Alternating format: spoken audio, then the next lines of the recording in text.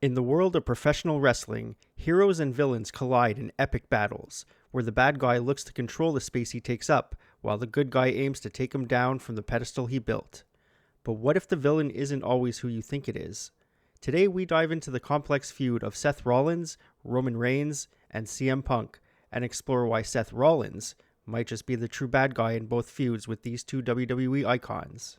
Seth Rollins has earned the moniker The Architect for his ability to manipulate and orchestrate chaos in the WWE. From his early days with The Shield to his time as a solo artist, Rollins has undeniably become a defining figure in modern wrestling. But what happens when you peel back the layers of his character? When you look at his feuds with Roman Reigns and CM Punk, it's clear that Rollins isn't just the victim.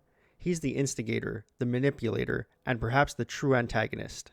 To understand Rollins' role as the bad guy, we need to go back to the beginning, in 2014, when Rollins shocked the world by turning his back on his Shield brothers, Roman Reigns and Dean Ambrose, by swinging a chair into the back of Reigns, marking his turn to the dark side and aligning himself with the Authority. Oh my God! The betrayal was swift and calculated, a move that forever changed the landscape of WWE. This was more than just a business decision. Rollins didn't just break away from his brothers, he used their trust against them. He manipulated Roman, someone who had always been loyal to him, into believing they were still a three-man unit, destined to take down the system together. By aligning himself with the Authority, a group that represented everything his former brothers stood against, Rollins not only turned on his Shield brothers, but his own morals. Roman Reigns, at that time, was positioned as the future of WWE. He was the chosen one, and Seth knew this. He capitalized on Roman's trust, knowing that the betrayal would have far-reaching consequences.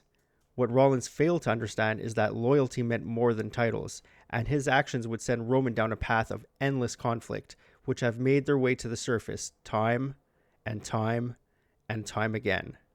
Seth Rollins may have been trying to make a name for himself, but in doing so, he not only betrayed Roman Reigns, but he also sabotaged the foundation of the Shield, a foundation that took years to build, and then a few more years running the show. And that, my friends, is where Rollins' villainous streak first began to show. Fast forward to Roman Reigns' meteoric rise to the top of the WWE. After years of being held down by the powers that be, rejected by the fans who resisted the new babyface Big Dog, Roman finally embraced his true role as the tribal chief. Sided with Paul Heyman, Roman became a leader, a dominant force, and someone who would not let his past mistakes define him. He surrounded himself with a new entourage, but one that was thicker than water, his own family. And who stood in Roman's way once he reached his peak? Well, a couple of people, but most notably was Seth Rollins. The same man who once betrayed him now stood opposite of him, and he had the approval of the crowd. Seth Rollins, ever the opportunist, sought to knock Roman off his perch by any means necessary. At the 2022 Royal Rumble, Rollins came to the ring wearing a psychological weapon. He entered as the architect of chaos, using mind games to get under Roman's skin. The match itself? It was a classic example of Rollins being the ultimate manipulator.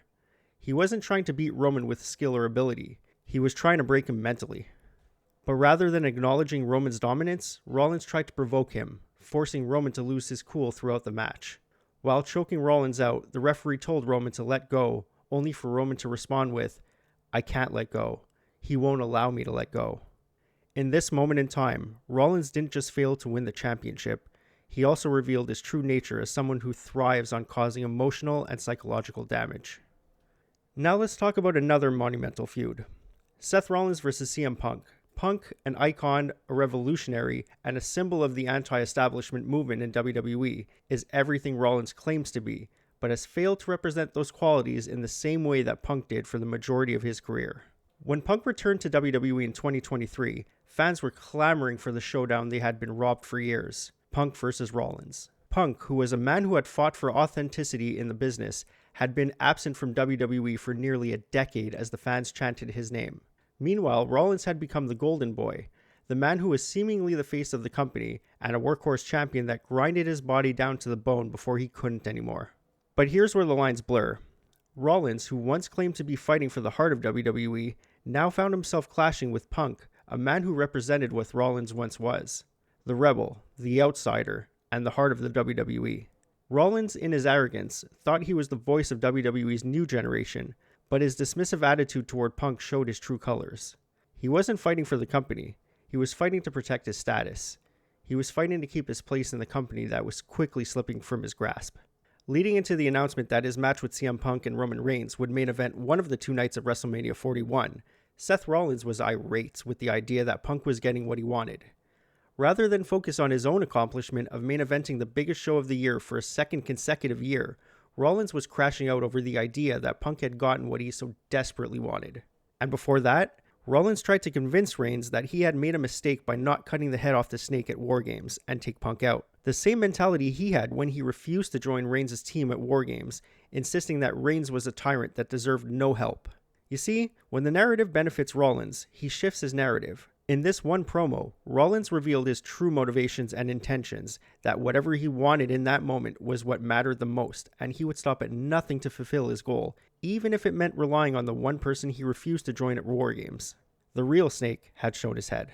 Seth Rollins, despite all his success, is a man who thrives on control and manipulation. He's someone who will stop at nothing to maintain his position, even if it means destroying the very people who once helped him get there. A Shield brother who once stood by his side is now seen as a tyrant of the company, not understanding the role he played in his former brother's descent to madness. A former colleague and mentor who disappeared out of the spotlight and distanced himself away from the company, not realizing that his distance was for the betterment of those around him, allowing them the space and creativity to flourish in his absence. Rollins is a puppet master. He can do no wrong in his eyes, even when they are thrown directly into his face. Whether it's betraying Roman, provoking him, or attempting to undermine Punk's legacy, Rollins' actions all point to one thing. He is the bad guy in these feuds. His need for validation, his manipulative tactics, and his utter disregard for the consequences of his actions make him the ultimate villain, whether he sees it or not. So the next time you watch Seth Rollins enter the ring, just remember, he's not just the architect of chaos. He's the architect of his own downfall.